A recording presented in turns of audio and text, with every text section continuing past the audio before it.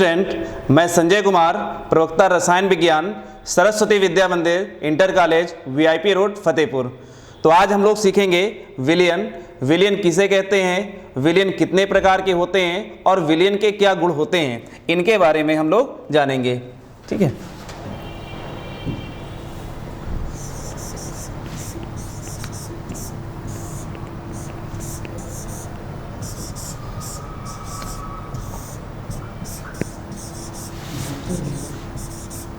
विलयन, ठीक है। तो हम लोगों ने कुछ ना कुछ प्रयोग पहले भी किए हैं या आम जीवन में करते रहते हैं। जैसे अगर मेरे पास एक कंटेनर है और उस कंटेनर में पानी भर लेता हूं, देखिए इसमें दूसरा, अब इसमें मैं क्या करूं, चीनी मिला दूं। तो चीनी मिलाने के बाद होता क्या है कि चीनी इसमें पूर्णतया मिल जाती है और फिर हमें चीनी दिखाई नहीं देती है। तो इस मिश्रण को हम क्या कहेंगे, ये हमें एक मिश्रण मिला और इस मिश्रण को हम कहते हैं समांगी मिश्रण। समांगी मिश्रण। और जो चीनी है इस पानी से रासायनिक रूप से क्रिया नहीं किए है। तो अगर हम यहां पर देखते हैं कि जो समांगी मिश्रण है, तो समांगी मिश्रण में दो घटक हैं, एक घटक A और दूसरा घटक B, यानी दो घटक के मिलने से एक मिश्रण तैयार होगा। पर कैसा मिश्रण होना चाहिए, समांगी मिश्रण होना चाहिए। और समांगी मिश्रण को हम क्या कहते हैं, विलयन। तो विलयन को अगर हम परिभाषित करते हैं तो उसकी परिभाषा कैसे लिखेंगे, तो उसको देखते हैं। दो या दो से अधिक पदार्थों का समांगी मिश्रण विलयन कहलाता है। इसमें दो घटक हैं, पदार्थ A और पदार्थ B, इनके मिलने से बनता है समांगी मिश्रण। इसे हम क्या कहते हैं, विलयन। जैसे चीनी और पानी के मिलाने से विलयन तैयार होता है। तो चीनी क्या है, इसे हम क्या बोलेंगे, विलेय, और पानी क्या है, विलायक। विलयन में जिसकी मात्रा कम होती है उसे हम विलेय कहते हैं और जिसकी मात्रा अधिक होती है उसे हम विलायक कहते हैं। इसमें कुछ बातें में ध्यान रखना है।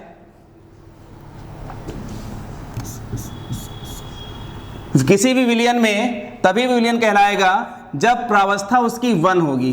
अगर प्रावस्था का मान 1 से अधिक है तो वो विलयन नहीं है। ठीक है।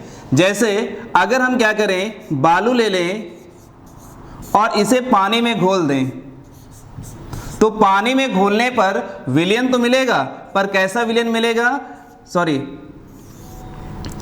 मिश्रण मिलेगा। और ये मिश्रण कैसे मिलेगा, इसे मिश्रण को बोलते हैं विषमांगी मिश्रण।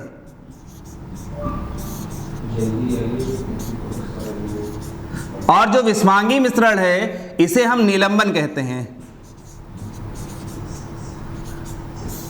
ठीक। दूसरी बात हमें याद रखना है कि जो प्रावस्था है वो तो एक है और दूसरा हमें रखना है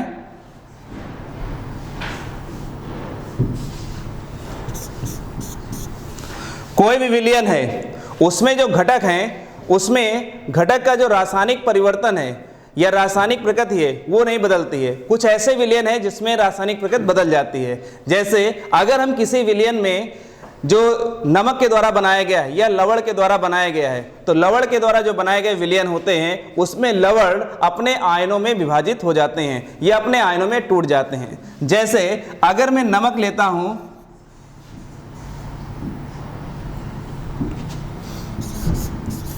नमक को अगर पानी में मिला देता हूं तो विलयन मिलेगा, परंतु इस विलयन में जो नमक होगा वो Na पॉजिटिव और Cl निगेटिव के रूप में रहेगा। ठीक। दूसरा है, दूसरी बात, यानी घटक एक से अधिक हो सकते हैं, यानी जो भी हमारा विलायक है वो एक रहेगा और विलेय की मात्रा एक से ज्यादा हो सकती है। अगर मान लीजिए विलेय एक है और विलायक एक है तो इस प्रकार के बने हुए विलयन को बोलते हैं द्विअंगी विलयन। अगर मान लीजिए विलेय की संख्या एक से अधिक है तो उसकी संख्या क्या हो जाएगी, विलयन क्या बोलेंगे हम, त्रिअंगी विलयन। जैसे NaCl को मैंने पानी में मिला दिया तो जो विलयन है इस विलयन को बोलेंगे द्विअंगी विलयन। अब अगर इसी में करता हूं कि NaCl प्लस AgCl और अब पानी मिला दिया तो फिर से हमें समांगी विलयन मिल जाता है, परंतु इसमें NaCl और AgCl कितने हो गए? 2, और पानी की अवस्था कितनी हो गई? 1। तो ये कितने हो गए आपके? 3। इसमें 3 घटक हो गए, इसलिए इस प्रकार के विलयन को हम क्या कहेंगे? त्रिअंगी विलयन। परंतु हमें विलयन में सिर्फ द्विअंगी विलयन के बारे में ही पढ़ेंगे, इसे हम बाइनरी सॉल्यूशन भी कहते हैं। ठीक है, अब देखते हैं अगर हम विलेय और विलायक को परिभाषित करते हैं तो उसको देख लेते हैं।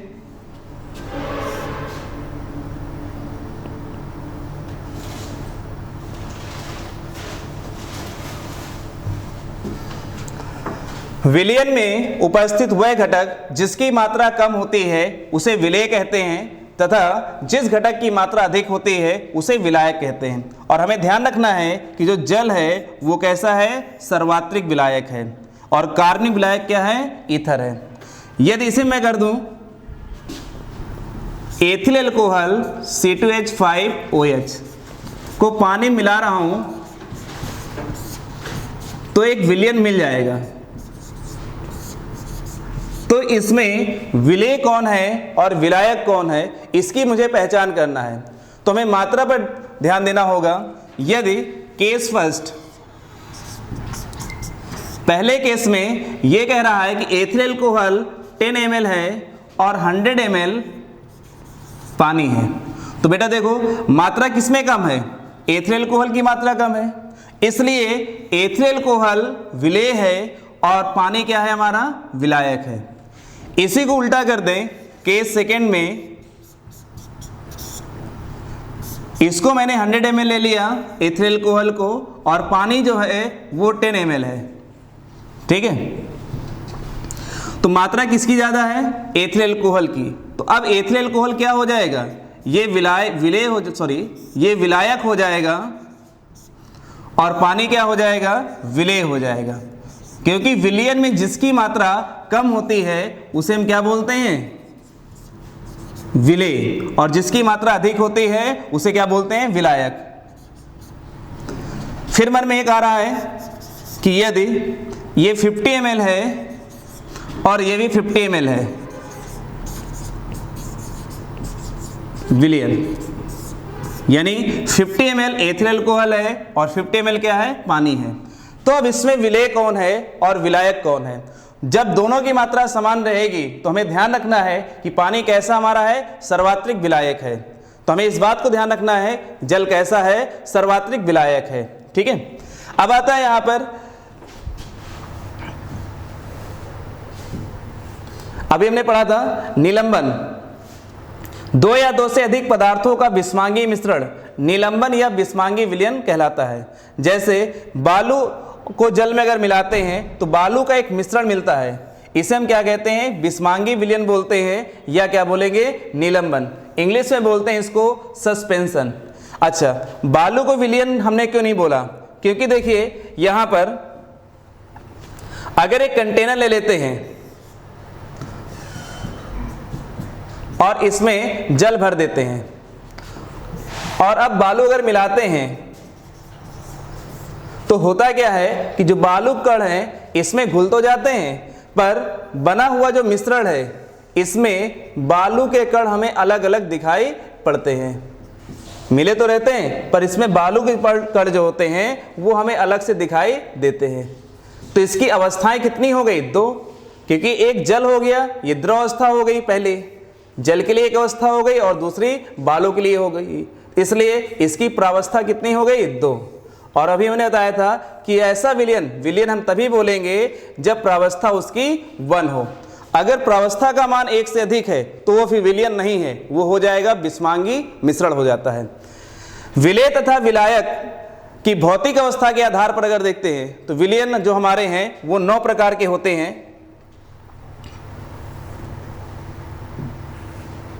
देखिए, अगर हम विलेय और विलायक की भौतिक अवस्था की बात करते हैं तो विलयन हमारे 9 प्रकार के होते हैं। पहला हो गया आपका ठोस विलयन, इसमें आपके 3 आते हैं। दूसरा द्रव विलयन और तीसरा हो गया गैस विलयन। ठोस विलयन में जो विलायक होता है वो ठोस होता है। यदि विलेय भी हमारा ठोस में है और विलायक भी ठोस में है तो इस प्रकार का जो बना हुआ विलयन होता है उसे बोलते हैं ठोस में ठोस विलयन। जैसे मिश्र धातुएं, जो भी हमारी मिश्र धातुएं होती हैं वो सभी की सभी विषमांगी विसरण होती हैं। इनमें से कुछ मिश्र धातुएं जो होती हैं वो ठोस विलयन कहलाती हैं, जैसे पीतल, स्टील आदि। सभी मिश्र धातुओं को हम ठोस विलयन नहीं कहेंगे, सिर्फ कुछ धातुएं, इसको ध्यान रखना है। दूसरा, विलेय भी हमारा द्रव अवस्था में है और विलायक भी ठोस अवस्था में है। तो इस प्रकार के मिश्रण को बोलते हैं ठोस में द्रव, यानी जो विलयन का नाम है उसे क्या बोलते हैं? ठोस में द्रव। ठोस ज्यादा है और द्रव क्या है? कम है। जैसे सोडियम के साथ पारा का अमलगम, अगर हम पारा में सोडियम मिला देते हैं तो जो विलयन तैयार होता है इसे हम क्या बोलते हैं? ठोस में द्रव विलयन। और ये विलयन कैसा होता है? ठोस विलयन होता है। अगला है, यदि विलेय हमारा गैस में है और विलायक कैसा है? ठोस है। विलेय की मात्रा हमारी कम है और विलायक की मात्रा क्या है? ज्यादा है। तो इस प्रकार का जो बना हुआ विलयन होता है उसे हम ठोस विलयन कहते हैं या ठोस में गैस विलयन कहते हैं। जैसे पैलेडियम धातु पर हाइड्रोजन का अवशोषण। पैलेडियम एक धातु होती है और अगर इसमें हाइड्रोजन का अवशोषण हो जाता है, इसकी ऊपरी सतह पर अगर हाइड्रोजन चिपक जाती है तो इस प्रकार का जो विलयन तैयार होता है उसे हम क्या बोलते हैं? ठोस में गैस विलयन। ठीक है। अगला है द्रव विलयन। ये तीन जो आपके हैं ये द्रव विलयन में आएंगे, क्योंकि इसमें जो विलायक है वो कौन है? द्रव है। यानी द्रव की मात्रा ज्यादा है, बाकी अन्य की मात्रा क्या है? कम है। तो यदि विलेय ठोस है और विलायक कैसा है? द्रव अवस्था में है, तो इस प्रकार का जो बना हुआ विलयन होता है उसे बोलते हैं द्रव में ठोस। जैसे चीनी का जल में विलयन कैसा है? ये द्रव में ठोस। यानी इस चीनी का जल में विलयन, इसमें चीनी क्या है? आपकी ठोस अवस्था में है और पानी किस अवस्था में है? द्रव अवस्था में है। और चीनी की मात्रा क्या है? कम है और जल की मात्रा क्या है? अधिक है। अगला है द्रव द्रव, यानी विलेय भी आपके द्रव अवस्था में है और विलायक भी किस अवस्था में? द्रव में। ध्यान रखना है, विलेय की मात्रा क्या है? कम है और विलायक क्या है? ज्यादा है। तो इस प्रकार के विलयन को बोलते हैं द्रव में द्रव विलयन। जैसे जल में एल्कोहल, एल्कोहल की मात्रा कम है और जल की मात्रा क्या है? ज्यादा है। तो इस प्रकार का जो विलयन होगा उसे बोलते हैं द्रव में द्रव। अगला है गैस प्लस द्रव, यानी विलेय हमारा गैस अवस्था में है और विलायक द्रव अवस्था में है। इस प्रकार का जो विलयन है उसे बोलते हैं द्रव में गैस। जैसे सोडा वाटर, जो सोडा वाटर होता है, सॉफ्ट ड्रिंक होती है, इसमें कार्बन डाइऑक्साइड घुली होती है। तो कार्बन डाइऑक्साइड की मात्रा कम होती है और जल की मात्रा क्या होती है? ज्यादा होती है। ठीक है। तीसरा जो प्रकार है वो है गैस विलयन, यानी इसमें जो विलायक है वो गैस है। नीचे वाले में तीनों में जो विलायक है वो कौन है? गैस है। ठीक है।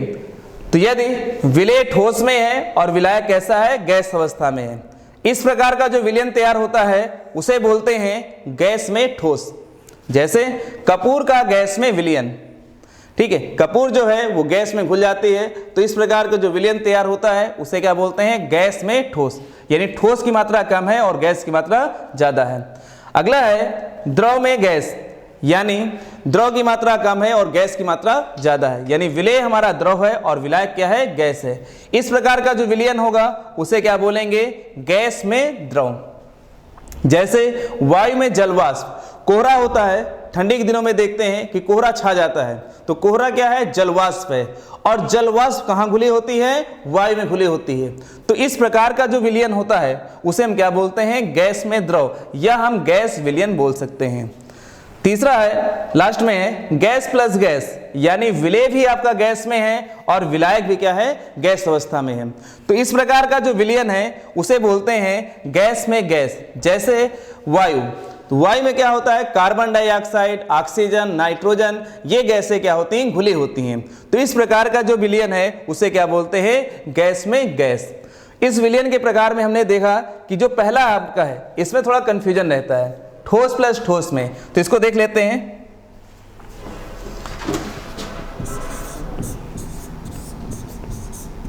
ठोस विलयन, इंग्लिश में बोलते हैं इसको सॉलिड सॉल्यूशन। ठीक है। तो सॉलिड सॉल्यूशन में इसमें विलेय भी हमारा ठोस में है और विलायक भी ठोस अवस्था में है, ठीक है, ध्यान देना इसमें। यानी घटक फर्स्ट ये भी ठोस अवस्था में है और जो घटक सेकेंड है ये भी ठोस अवस्था में है।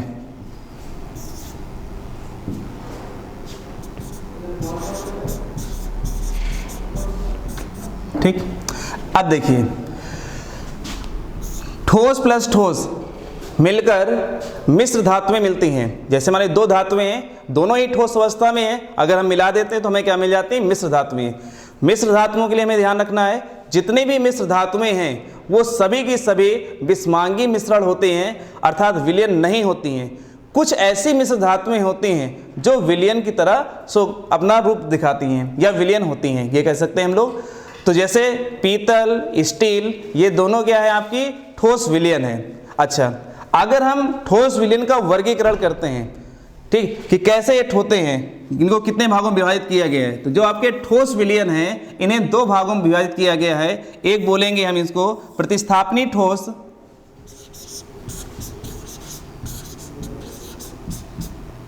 स्थापनी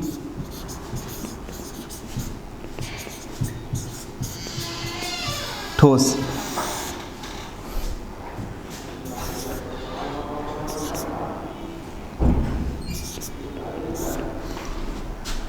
ठीक है।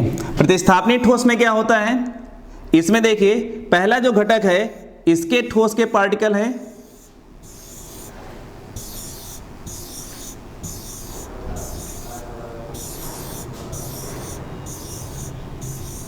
ठीक, प्लस ये दूसरा घटक है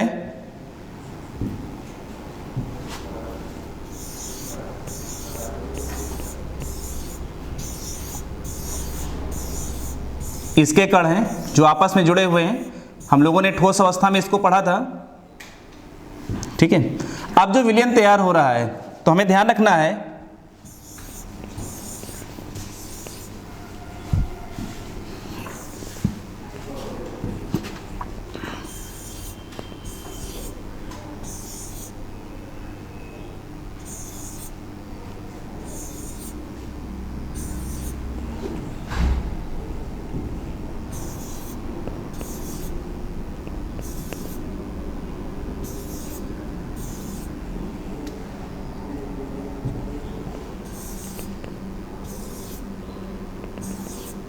ठीक।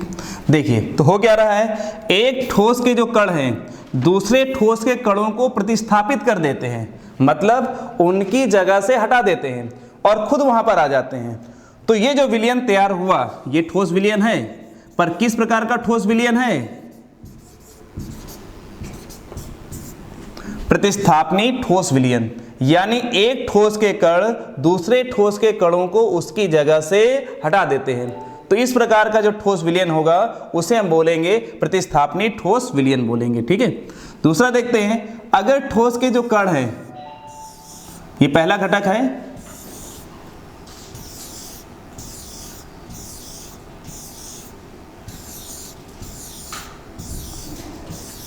ठीक, और ये दूसरा घटक है,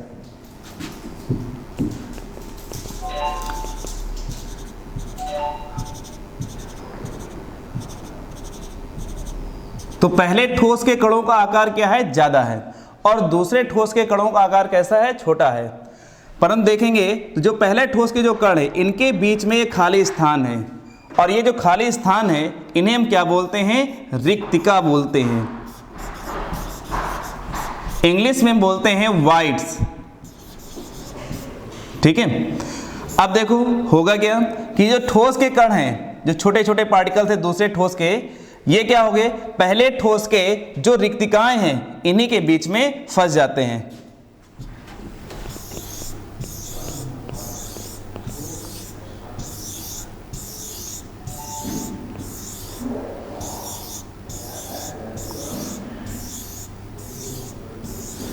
ठीक, देखिए यहां पर तो जो ये ठोस के कण हैं, अब ये क्या होंगे? जो ये खाली स्थान है इसी में आके क्या हो गए? फिल हो गए, ठीक। तो इस प्रकार की जो रिक्तिका है इसका दूसरा नाम बोलते हैं हम लोग अंतराकाशी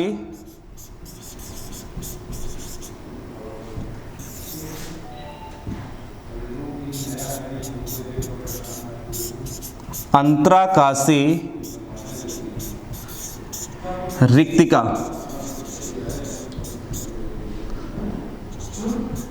ठीक। तो इस प्रकार का जो विलयन है इसे हम क्या बोलेंगे, अंतराकाशी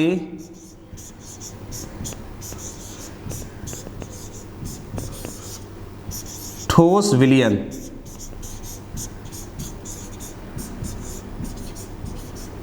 तो मैं कह सकता हूं कि जो ठोस विलयन है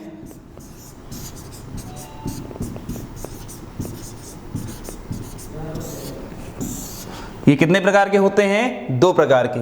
नंबर 1 प्रतिस्थापनी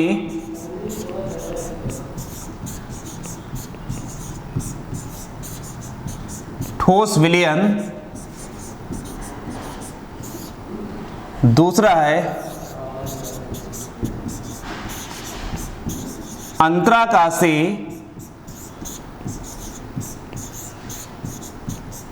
ठोस विलयन। ठीक। तो इस बात को हमें ध्यान रखना है, विलयन के हम और भी गुण पढ़ेंगे क्योंकि इसमें विलयन में समांगी विलयन, विषमांगी विलयन आएगा, फिर इसी में आता है कोलाइडी विलयन भी आता है। तो बस ठोस वाले का हमें ध्यान रखना है, ऐसा नहीं कि जो 9 प्रकार हमने पढ़ा है इससे विलयन में समांगी विलयन ही सिर्फ है यहाँ। ठीक है। तो इसमें कुछ कोलाइडी विलयन भी बनाते हैं, तो अभी हमें वो आगे पढ़ेंगे, तो अभी इतना पढ़ेंगे। इसको ध्यान रखना है कि जो ठोस विलयन है ये 2 प्रकार के होते हैं, प्रतिस्थापनी ठोस विलयन और दूसरा है अंतराकाशी ठोस विलयन। ठीक है।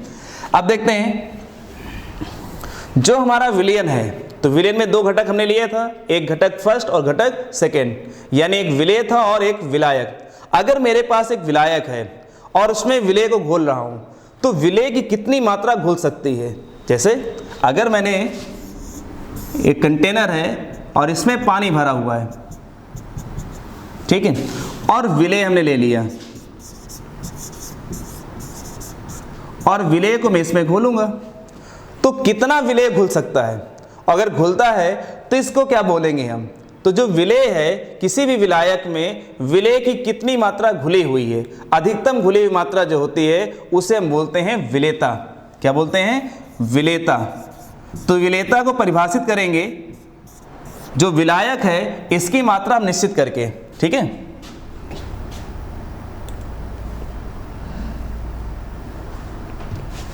देखिए विलेयता को बोलते हैं इंग्लिश में सोल्युबिलिटी, किसी पदार्थ की वह अधिकतम मात्रा।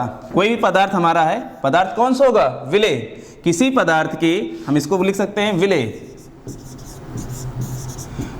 किसी पदार्थ की वह अधिकतम मात्रा जो निश्चित ताप पर 100 ग्राम विलायक 100 ग्राम विलायक में घुल जाती है, तो पदार्थ की क्या कहलाती है, विलेयता कहलाती है। इसमें 2 बातें याद रखना है, अधिकतम मात्रा और दूसरा क्या करना है, निश्चित ताप। यानी अगर हम ताप बदल देते हैं तो विलेय की मात्रा हम और अधिक घोल सकते हैं। इसलिए निश्चित ताप पर, तो किसी पदार्थ की वह अधिकतम मात्रा जो निश्चित ताप पर 100 ग्राम विलायक में घुल जाती है, पदार्थ की विलेयता कहलाती है। तो जो विलेयता है इसके आधार पर अगर हम विलयन को देखते हैं तो विलयन को 3 भागों में बांटा गया है, संतृप्त विलयन, असंतृप्त विलयन और अतिसंतृप्त विलयन। अगर आप एक प्रयोग करते हैं, उस प्रयोग में अगर आपके पास एक कंटेनर है और इसमें आपने पानी भर दिया है,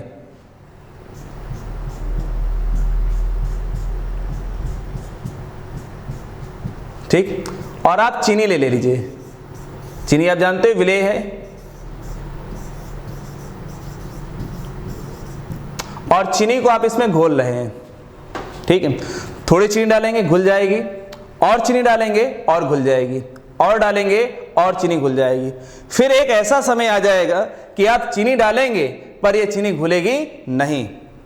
अब चीनी नहीं घुल रही है तो ऐसा विलयन क्या कहेंगे, और जब तक चीनी घुल रही है उस विलयन को हम क्या कहेंगे। जैसे हमने क्या लिया था, 1 लीटर पानी ले लिया और इसमें हमने 10 ग्राम चीनी डाली, ठीक है, तो ये घुल गई तो हमें विलयन मिल गया। ठीक। अब उसके बाद मैंने इसमें 100 ग्राम चीनी और ऐड कर दिया, ठीक, फिर हमें विलयन मिल गया।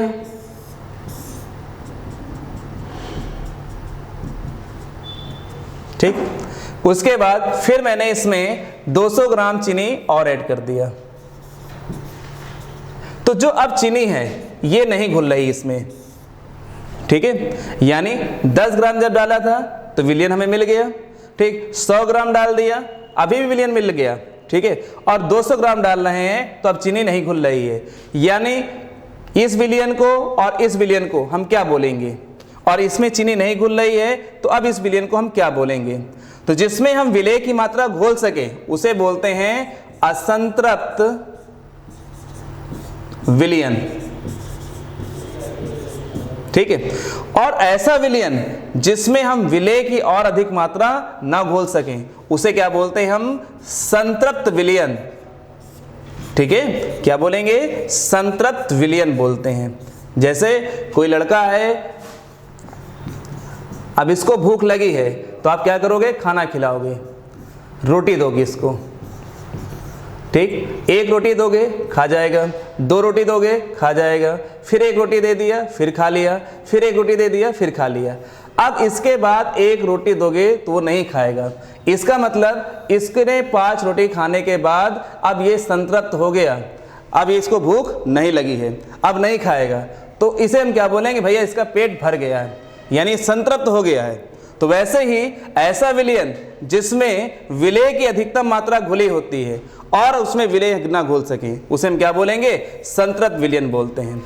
अगर हम इसी में करते हैं, ताप बदल दें, ठीक है, मेरे पास एक संतृप्त विलयन है, ठीक है, और ताप बदल दिया मैंने, ताप परिवर्तन कर दिया,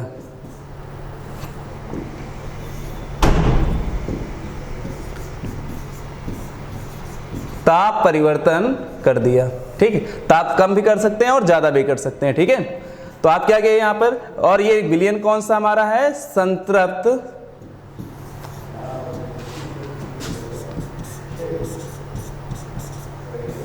विलयन, ठीक है। और इसमें आपने क्या किया, फिर से जो चीनी है ताप परिवर्तन के बाद डाल दिया तो क्या हो गया, चीनी घुल गई। तो अब इस विलयन को क्या कहेंगे, अभी वही लड़का था, हम उसको फिर से ले आते हैं, इसने 5 रोटी खा लिया, अब इसका पेट भर गया, आप 1 रोटी दे रहे थे तो कह रहा था नहीं खाएंगे, अगर अब इसकी पिटाई कर दी जाए तो क्या करेगा, 1 रोटी खा लेगा। तो वैसे ही यहां पर ताप परिवर्तन किया गया है, तो ताप परिवर्तन में क्या हुआ, चीनी इसमें घुल गई। तो अब इस विलयन को हम क्या बोलेंगे, अब इस विलयन को हम बोलेंगे अति संतृप्त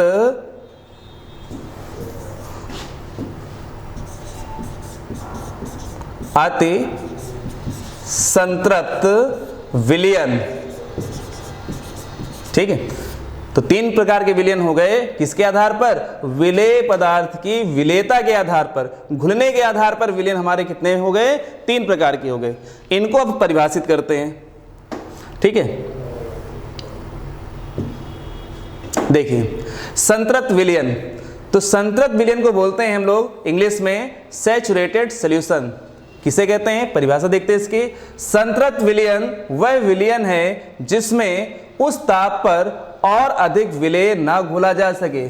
थाना भी बताया कि ऐसा विलयन जिसमें विलेय की और अधिक मात्रा ना घोली जा सके उसे हम क्या बोलते हैं, संतृप्त विलयन बोलते हैं, ठीक है। दूसरा आता है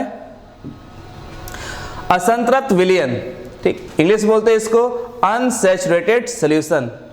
किसी भी विलयन में विलेय की मात्रा यदि उसकी विलेयता से कम है होती है तो वो विलयन क्या कहलाता है, हमारा असंतृप्त विलयन। सिंपल हम कह सकते हैं ऐसा कोई भी विलयन जिसमें हम विलेय को घोल सके उसे हम क्या बोलते हैं, असंतृप्त विलयन बोलते हैं, ठीक। तीसरा है हमारा अति संतृप्त विलयन, इंग्लिश बोलेंगे इसको हम सुपर सैचुरेटेड सॉल्यूशन।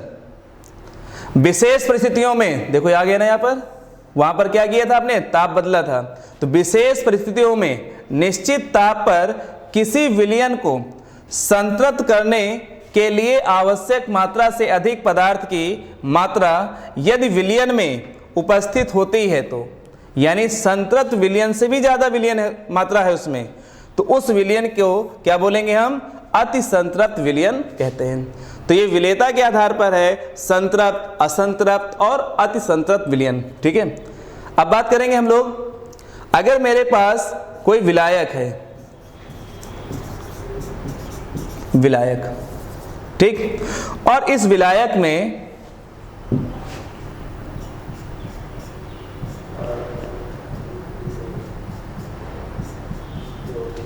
कोई गैस, ठीक, जो विलेय है वो क्या है आपका, गैस अवस्था में है। तो गैस को क्या कर रहे हैं, घोल रहे हैं। तो गैस इसमें घुलती है, तो इसके लिए गैस की विलेयता के लिए एक साइंटिस्ट थे हेनरी, उन्होंने क्या किया, नियम दिया, और उस नियम का नाम है हेनरी का नियम। तो हेनरी का नियम क्या है उसको देख लेते हैं। ठीक है, गैस की द्रव में विलेयता और हेनरी का नियम। ठीक है, तो हेनरी का नियम क्या है, इस नियम के अनुसार स्थिर ताप पर किसी विलायक के इकाई द्रव्यमान में घुली गैस की मात्रा गैस के दाब के समानुपाती होती है। ये तीनों अलग अलग परिभाषा नहीं है, ये एक ही प्रकार की है, बस इनको तीन प्रकार से एक्सप्लेन किया गया है। तीन प्रकार से कह सकते हो। तो स्थिर ताप पर किसी विलायक के इकाई द्रव्यमान में घुली गैस की मात्रा गैस के दाब के समानुपाती होती है। तो W प्रोपोर्शनल P, जो W है वो क्या है आपका, W बराबर विलेय की मात्रा और P क्या हमारा, ये दाब है।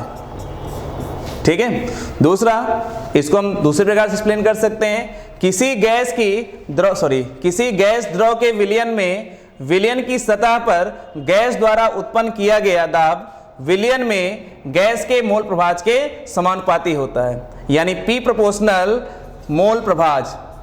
और जो मोल प्रभाज होता है ये सांद्रता होती है। ठीक है, और मोल प्रभाज यानी मोल प्रभाज जो है सांद्रता को प्रदर्शित करने की इकाई होती है। और जो ये सिंबल बना है इसे बोलते हैं चाई, सिंबल का नाम है चाई। ठीक है, तीसरा जो हमारा है इसको एक्सप्लेन कर सकते हैं, किसी गैस की द्रव में विलेयता गैस के दाब के समानुपाती होती है, अर्थात दाब जितना अधिक होगा उसकी विलेयता उतनी ही अधिक होगी। तो तीनों को एक बार देख लेते हैं फिर से। तो पहला है, किसी विलयन में गैस की विलेयता, ठीक है, गैस की मात्रा जो है वो दाब के कैसे होती है, समानुपाती होती है। W प्रोपोर्शनल P, यानी दाब का मान अगर बढ़ा देंगे तो गैस की मात्रा उतनी ज्यादा घुलेगी, अगर गैस का दाब कम कर देंगे तो जो गैस की मात्रा है वो कम घुलेगी। W बराबर, यानी प्रोपोर्शनल इसको हटाएंगे तो W बराबर लिख सकता हूं KP। तो यहां पर हो जाएगा W/P इक्वल टू क्या हो जाएगा, K। एक फार्मूला बन गया। दूसरी जो परिभाषा है उसके आधार पर अगर देखते हैं तो P प्रोपोर्शनल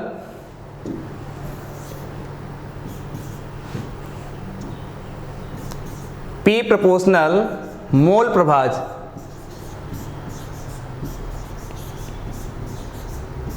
ठीक है, प्रोपोर्शनल लगा, इसको हटाएंगे कोई ना कोई नियतांक आएगा, तो P बराबर KH डॉट मोल प्रभाज।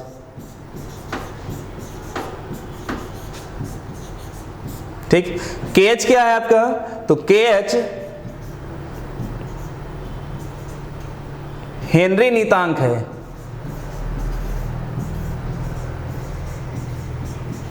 नियतांक, ठीक, तो मैं इसको लिख सकता हूं P equal to KH dot mole प्रभाज को small n upon small n plus capital N, विलेय का मोल प्रभाज हो जाएगा। अगर यहाँ पर विलायक का मोल प्रभाज लेंगे तो विलायक के कणों की संख्या अपान क्या हो जाएगा, कुल मोलों की संख्या, यानी विलेय के मोलों की संख्या अपान कुल मोलों की संख्या, ये हो गया विलेय का मोल प्रभाज। अगर यहाँ पर, या मैं इसको ऐसे लिख सकता हूँ KH capital N upon small n plus capital N, क्योंकि मोल प्रभाज है, यहाँ पर विलेय का भी मोल प्रभाज हो सकता है और विलायक का। विलेय का मोल प्रभाज होगा तो n अपान small n plus capital N, और अगर विलायक का मोल प्रभाज है तो कैपिटल N अपान small n plus capital N। ठीक है, ध्यान रखना है जो हेनरी नियतांक का मान है, तो हेनरी नियतांक का मान सभी गैसों के लिए अलग अलग ताप पर अलग अलग होता है। तो मैं कह सकता हूं कि हेनरी नीयतांक का मान निश्चित नहीं होता है। ठीक है, ये भिन्नता प्रदर्शित करता है, अलग अलग गैसों के लिए अलग अलग होता है। ठीक है, तीसरी जो परिभाषा अपनी है P proportional S। P proportional S, ये S क्या है आपकी विलेयता, यानी विलेयता जो है वो दाब के समानुपाती होती है। तो कोई भी गैस है किसी भी द्रव में कितनी विलेय है वो दाब पर डिपेंड करेगा। अगर दाब अधिक है तो उसकी विलेयता भी क्या हो जाएगी, अधिक हो जाएगी। दाब कम है उसकी विलेयता भी क्या हो जाएगी, कम हो जाएगी। ठीक है, प्रपोर्शन लगा है, इसको हटाएंगे तो P बराबर क्या हो जाएगा, KH.S। KH क्या हमारा हेनरी नीयतांक, अभी हमने बताया था इसको। इसके लिए कुछ एप्लीकेशन देख लेते हैं। जैसे सॉफ्ट ड्रिंक होती है, कोल्ड ड्रिंक की जो बोतलें होती हैं, तो उसमें देखते हैं जब ढक्कन खोलते हैं तो गैस बहुत तेजी से निकलती है। तो इसका मतलब है जो गैस है वो हाई प्रेशर में सील पैक की गई है। क्यों की गई ऐसा, क्योंकि अगर जो गैस की विलेयता है वो दाब की समानुपाती है, यानी जितना अधिक दाब होगा विलेयता उतनी ही ज़्यादा होगी। जो सॉफ्ट ड्रिंक की बोतल होती है उसमें कार्बन डाइऑक्साइड गैस भरी होती है, और जो कार्बन डाइऑक्साइड गैस है उसकी विलेयता अधिक रहे, इसलिए क्या किया जाता है, इन बोतलों को हाई प्रेशर में उच्च दाब पर सील पैक कर दिया जाता है। ठीक है, दूसरा आता है जो समुद्री में गोताखोर करते हैं, गोताखोर जो होते हैं तो क्या करते हैं, इनके जो सिलेंडर होता है उसमें ऑक्सीजन गैस भरी होती है, और जब ये ऊपर आते हैं तो होता क्या है, इनके शरीर में बहुत ही ज़्यादा असहनीय दर्द होता है, बहुत ज़्यादा दर्द होता है। कभी कभी इस दर्द के मारे जो गोताखोर है मर भी जाते हैं। इसलिए क्या करते हैं कि इस दर्द का अभाव ना हो, ये दर्द ना हो, इसलिए उस सिलेंडर में ऑक्सीजन के साथ में हीलियम गैस भी मिला दी जाती है, जिससे उस दाब का एहसास क्या हो जाए, कम हो जाए। क्योंकि पृथ्वी तल के नीचे जाने पर दाब का मान क्या होता है, बढ़ता है। यानी पानी के अंदर अगर जा रहे हैं तो दाब का मान क्या हो जाएगा, बढ़ेगा। जितना ज़्यादा दाब होगा उसकी विलेयता क्या हो जाएगी, उतनी ही ज़्यादा हो जाएगी। और जब हमारे रक्त में ऑक्सीजन की मात्रा ज़्यादा घुल जाएगी तो जब ऊपर आएंगे तो क्या हो जाएगा, दर्द ज़्यादा होगा। ठीक है, इसलिए क्या करते हैं कि जो ऑक्सीजन का सिलेंडर होता है उसमें हीलियम गैस भी भर दी जाती है। तीसरा आता है कि जो हम लोग श्वासोच्छ्वास क्रिया करते हैं, बाहर की शुद्ध हवा को लेते हैं और अंदर की अशुद्ध हवा को बाहर निकालते हैं, तो फेफड़ों द्वारा इन गैसों का आदान प्रदान होता है, तो वो भी हमारा हेनरी नियम के आधार पर ही होता है। ठीक, अभी हम लोगों ने पढ़ा विलेयता। तो विलेयता जो है अलग अलग ताप में क्या अलग अलग विलयन में दूसरी हो जाती है। तो इसके लिए क्या है कि विलेयता को प्रभावित करने वाले कारक कौन कौन से हैं। ठीक है, तो विलेयता को प्रभावित करने कारक, पहला कारक हमारा है टेम्परेचर।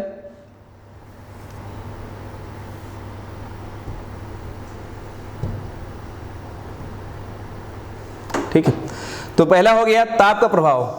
अगर हम मान लीजिए कोई विलयन है और उसमें हम ताप बदल दें तो उसकी विलेयता, जो हमारी पदार्थ की विलेयता है, क्या वो कम हो जाती है कि ज़्यादा हो जाती है, इसका क्या प्रभाव हो उसको सीखते हैं। ठीक है, जो पदार्थ जल में घोले जाने पर ऊष्मा अवशोषित करते हैं, ठीक है, उनकी विलेयता ताप बढ़ने के साथ बढ़ जाती है। अर्थात यानी ऐसे कोई पदार्थ जो ऊष्मा का अवशोषण करते हैं, जल में अगर घोलें तो ऊष्मा क्या करें, अवशोषित कर लेते हैं, तो उनकी विलेयता ताप बढ़ने के साथ क्या हो जाती है, बढ़ जाती है। जैसे अगर मैं क्या करूं, चीनी ले लेता हूं और इसको पानी में घोल रहा हूं, तो होता क्या है, ये ऊष्मा का अवशोषण कर रहे हैं, और ऐसी अभिक्रियाएं जो ऊष्मा का अवशोषण करते हैं उसको बोलते हैं ऊष्माशोषी अभिक्रियाएं। तो ऊष्माशोषी अभिक्रियाएं ताप बढ़ाने पर अग्र दिशाओं में बढ़ती हैं। इसको हम लोगों ने 11वीं क्लास में पढ़ा था, लासा तेलीय नियम के आधार पर।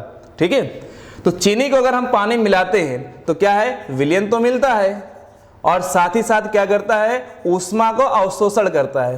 तो यहां से हम देख सकते हैं, यदि मेरे पास पानी गर्म है तो गर्म पानी में चीनी जल्दी घुल जाती है। अगर हम ताप बढ़ा दें तो चीनी क्या हो जाएगी, जल्दी घुल जाएगी। यहीं पर अगर मैं ठंडा पानी ले लूं तो चीनी क्या हो जाएगी, देर में घुलेगी। इसका मतलब क्या हुआ, यह अभिक्रिया कौन सी थी, ऊष्माशोषी अभिक्रिया थी। तो ताप बढ़ाने पर क्या हुई, इसकी विलेयता बढ़ गई। अगर टेम्परेचर ज़्यादा कर दें तो चीनी की विलेयता क्या हो जाएगी, बढ़ जाएगी। तो वे पदार्थ जो जल में घुले जाने पर ऊष्मा अवशोषित करते हैं, उनकी विलेयता ताप बढ़ने के साथ क्या होती है, बढ़ती है। जैसे पोटेशियम नाइट्रेट, ग्लूकोज हो गया, चीनी हो गई, ठीक है, आदि, ये सब जो हैं इनमें क्या हो जाएगी, ताप बढ़ाएंगे तो विलेयता क्या हो जाएगी, बढ़ जाएगी। ठीक है, कुछ ऐसे भी पदार्थ होते हैं जिन्हें जल में घोलने पर, कुछ ऐसे पदार्थ होते हैं जिन्हें जल में घोलने पर ऊष्मा उत्सर्जित होती है, जैसे calcium citrate, calcium sulphate, calcium hydroxide आदि।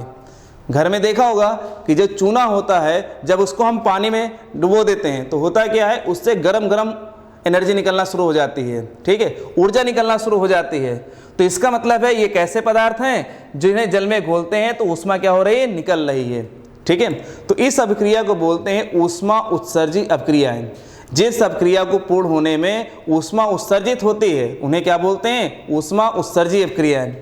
ठीक है, तो ऐसे जो पदार्थ होंगे इनकी विलेयता ताप बढ़ने से क्या होती है, घटती है। अगर मैं वही चीनी ले लेता हूं, ठीक है, सॉरी चूना ले लेता हूं और चूना को पानी मिला रहा हूं तो मुझे चूने का पानी मिलेगा,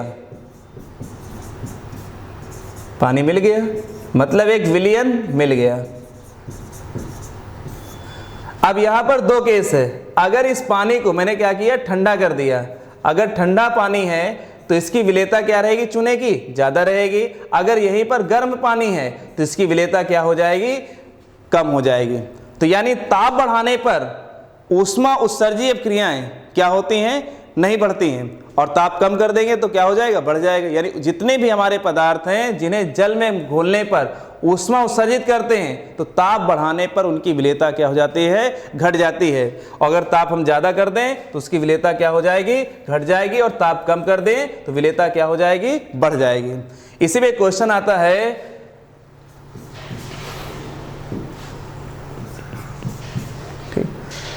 कैल्शियम हाइड्रोक्साइड की जल में विलेयता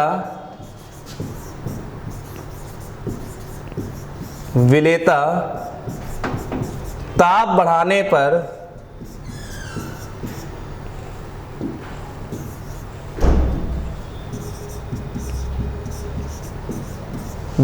पर घटती है, जबकि पोटेशियम नाइट्रेट की जल में विलेयता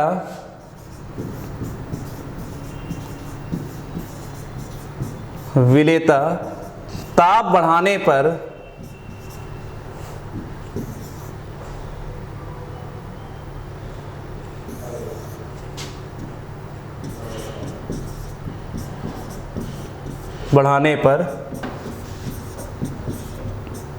बढ़ती है।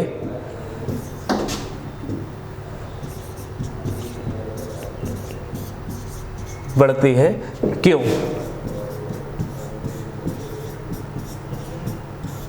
कारण सहित समझाइए। बहुत ही महत्वपूर्ण क्वेश्चन है, कई बार पूछा गया है, तो इसको हम ध्यान देंगे।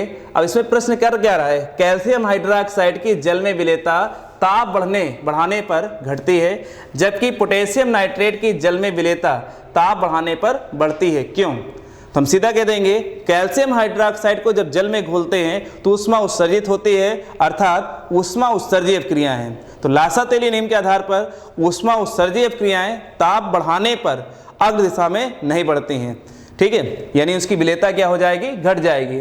और पोटेशियम नाइट्रेट है, अगर हम इसे जल में घोलते हैं तो ऊष्मा क्या करता है, अवशोषित करता है। तो ऊष्मा शोषी अभिक्रियाएं जो होती हैं, अगर हम ताप बढ़ाते हैं तो उन पदार्थों की विलेयता क्या होती है, बढ़ जाती है। इसलिए जो कैल्शियम हाइड्रोक्साइड की है जल में विलेयता ताप बढ़ने पर क्या होती है, घटती है, जबकि पोटेशियम नाइट्रेट की जल में विलेयता ताप बढ़ने पर बढ़ती है। ठीक है, ये इसका आंसर हो गया। अगर हम यहीं पर देखते हैं दूसरा जो प्रभाव है, विलेय और विलायक की प्रकृति। विलेयता का देखते हैं कि विलेय और विलायक की प्रकृति पर भी डिपेंड करता है।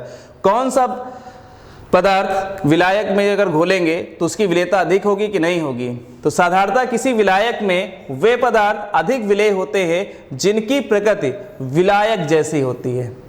प्रकृति का मतलब यानी जो भी हमारे पदार्थ हैं वो दो प्रकार के हो सकते हैं। एक तो आपका ध्रुवीय और दूसरा हो गया अध्रुवीय। ठीक,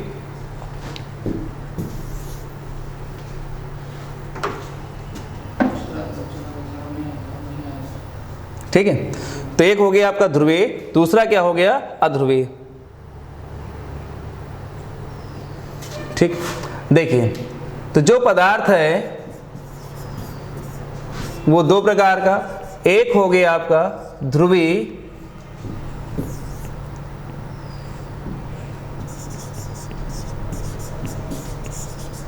दूसरा हो गया अध्रुवीय।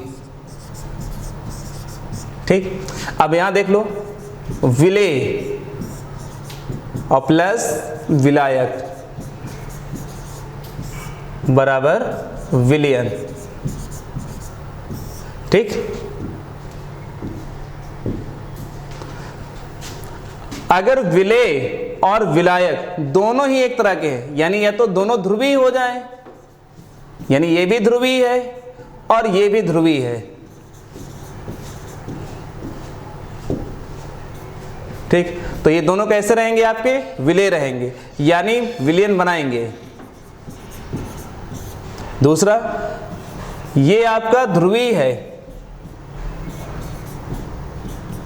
और जो विलायक है ये कैसा हमारा है? अध्रुवीय है, तो अब विलयन नहीं बनेगा। ठीक, या अगर ये भी आपका अध्रुवीय है, विलेय हमारा अध्रुवीय है और विलायक भी अध्रुवीय है, तो हमारा विलयन बन जाएगा। फिर एक और केस है, ठीक है, ये हमारा अध्रुवीय है, विलेय जो हमारा है वो अध्रुवीय है और जो विलायक है वो कैसा? आपका ध्रुवीय है। इस केस में भी विलयन नहीं बनेगा। तो परिभाषा के अनुसार यदि विलेय और विलायक एक ही प्रकृति के हैं तो वो विलेय होंगे, यदि अलग अलग प्रकृति के हैं तो विलेय नहीं होंगे। देखिए, ध्रुवीय ध्रुवीय विलयन तैयार हो गया, अध्रुवीय अध्रुवीय ध्रुवीय अध्रुवीय दोनों अलग अलग हो गए तो विलयन नहीं बनेगा।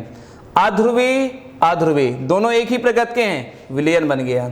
ये कैसा है? अध्रुवीय और ये कैसा है? ध्रुवीय, तो विलयन नहीं बना। जैसे अगर कह दिया गया एथिल अल्कोहल C2H5OH और H2O ये आपस में विलेय हैं, तो क्यों विलेय हैं? क्योंकि ये कैसा आपका है? ध्रुवीय और ये भी कैसा है आपका? ध्रुवीय। ध्रुवीय ध्रुवीय कैसे हो जाएंगे? आपका विलेय रहेंगे। परंतु कुछ ऐसे लवण होते हैं वो अध्रुवीय होते हैं, फिर भी क्या होते हैं? वो विलयन में घुल जाते हैं। ठीक, इसके कुछ अपवाद भी है जो एक्सेप्शन केस कह सकते हैं उनको, कि जो इस नियम का पालन नहीं करते हैं। तो कुछ मिलेंगे, सभी नहीं, अधिकतर सभी जो होंगे अगर ध्रुवीय और ध्रुवीय होंगे तो विलयन बनाएंगे, अध्रुवीय अध्रुवीय होंगे विलयन बनाएंगे। अगर विलेय हमारा ध्रुवीय है, विलायक अध्रुवीय है, या विलेय अध्रुवीय है और विलायक ध्रुवीय है, तब भी विलयन हमारा नहीं बनेगा। ठीक है, फिर देखिए आप अगला है तीसरा जो आपका है सम आयनन प्रभाव। अगर मान लीजिए विलयन में समान आयन हो जाए तो उसमें विलेय पदार्थ की विलेयता क्या हो जाती है? घट जाती है। मतलब एक ही प्रकार के अगर आयन उपस्थित होते हैं तो उसकी विलेयता क्या हो जाती है? घट जाती है। इसे हम क्या बोलते हैं? सम आयन प्रभाव। तो सम आयन की उपस्थिति में पदार्थ की विलेयता क्या हो जाती है? घट जाती है। जैसे जल में सोडियम क्लोराइड NaCl भी है उपस्थित है, तो सिल्वर क्लोराइड की विलेयता क्या हो जाती है? जल में घट जाती है, क्योंकि क्लोराइड आयनों की संख्या अधिक हो जाती है। जैसे मेरे पास क्या है? एक कंटेनर है और इसमें भरा है पानी, ठीक, और इसमें मैंने क्या मिला दिया? NaCl मिला दिया। NaCl मिलाने के बाद क्या बन गया? ये सोडियम क्लोराइड का विलयन तैयार हो जाएगा। ये NaCl का विलयन तैयार हो गया। अब जो NaCl का विलयन है ठीक है। ये जो आपका NaCl का विलयन है, ठीक, इसमें क्या मिला रहा हूं, AgCl मिला रहा हूं। तो AgCl मिला रहा हूं तो इसकी विलेयता जो आपकी AgCl की है वो क्या हो जाएगी, घट जाएगी।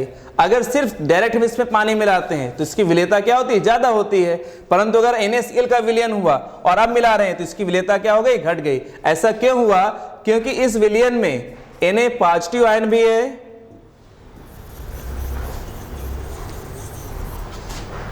ठीक, क्योंकि ये जो विलयन है इसमें Na पॉजिटिव आयन है और Cl नेगेटिव आयन। और जब हम AgCl मिलाते हैं तो क्या हो जाता है, Ag पॉजिटिव आयन बन जाएगा और Cl नेगेटिव आयन। तो Cl नेगेटिव ये दोनों ऋण आयन क्या हो गए, समान हैं, एक ही प्रकार के हैं। इस वजह से क्या हो गया, AgCl की विलेयता क्या हो जाती है, घट जाती है। सम आयन प्रभाव मतलब ये हुआ कि अगर ऐसा विलयन जिसमें एक ही प्रकार के आयन उपस्थित हैं तो उसकी विलेयता क्या हो जाएगी, घट जाती है। ठीक है, तो अगला देखते हैं। ये 3 प्रभाव हो गए विलेयता के लिए। अब आता है कि जो हमारी विलयन है उसमें विलेय मात्रा मिली रहती है। तो इस कितनी मात्रा मिली होती है और इसे हम कहते क्या हैं, इसे बोलते हैं विलयन की सांद्रता। यानी अगर हमारे पास 1 लीटर विलयन है और 1 लीटर विलयन में विलेय की कितनी मात्रा घुली हुई है तो इसे हम क्या बोलते हैं, विलयन की सांद्रता बोलते हैं। ठीक है, तो जो विलयन की सांद्रता है उसे किसे कहते हैं, तो मैं लिख दे रहा हूं, विलयन की सांद्रता।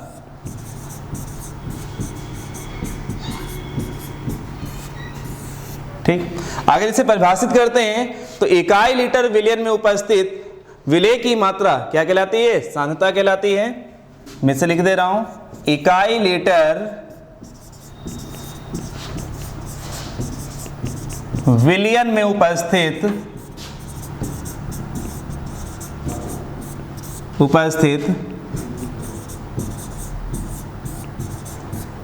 विलेय की मात्रा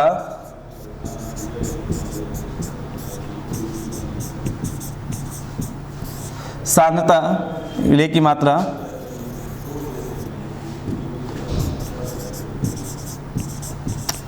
विलयन की सांद्रता